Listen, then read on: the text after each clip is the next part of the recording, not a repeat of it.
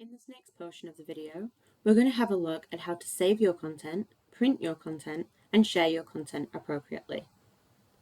Firstly, I need to log into ArcGIS Online and open a new map. I do that by clicking on the Map tab at the top white ribbon.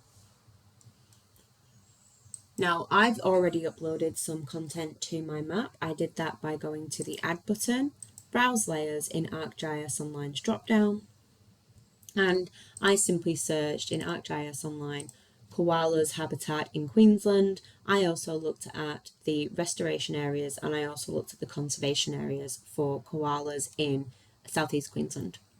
I simply added those to my map. And you can see there a list of the layers that I have. Now you can also see some have got an eyeball and some have got a crossed out eyeball. That means that I'm only showing the ones with eyeballs on, and the ones with the eyeball crossed out I currently do not have showing.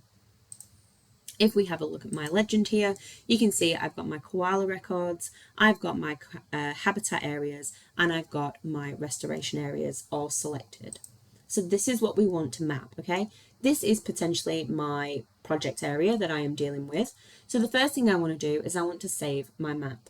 So I'm going to go on the left-hand side here to where it's got this little save button, and I'm going to go ahead and click on that and go save as. I can give it a title. I can select which folder to save it in from the previous onboarding video. I can select any of my folders that I might want, and I can simply go ahead and press save. And you will be able to find it then in your content under that folder once you have saved it. To print this, what you need to do is go down the left-hand side to this print button at the bottom.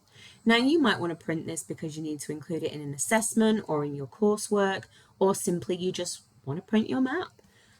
First thing that we need to do is we need to give it a title, koala map.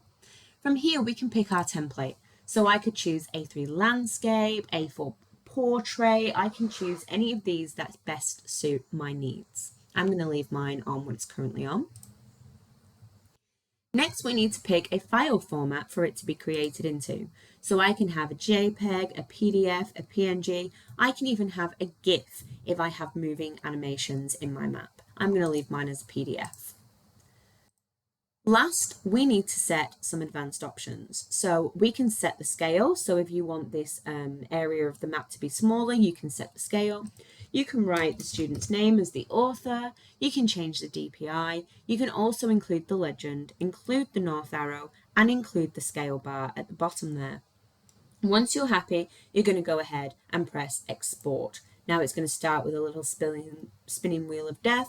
And once it's sorted, you simply click on the window, and there is your final map. It's got the title, it's got the scale bar, the north arrow, it's got the date, the name of the student, and of course your legend included there as well.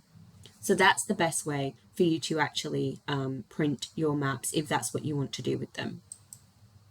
Once you've actually created your maps and you've printed everything and you've saved it, this is the best way for you to actually share it with your students. So if we go back to my content now, and I can find my map that we were just looking at, this koala map right here, you can see that my sharing settings is currently set to ownership, which means only I can see it.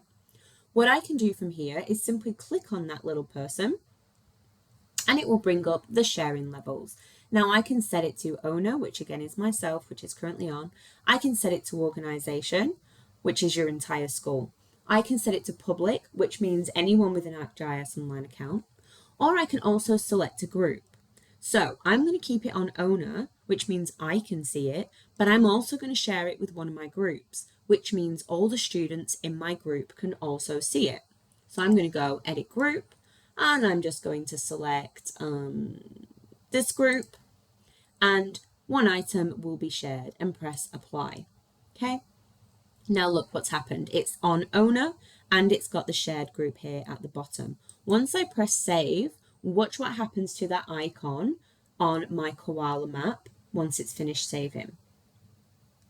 It's now changed from just the single person to single person and the group. That's how you know that you've successfully shared it with your group and with other students if that's what you're intending to do.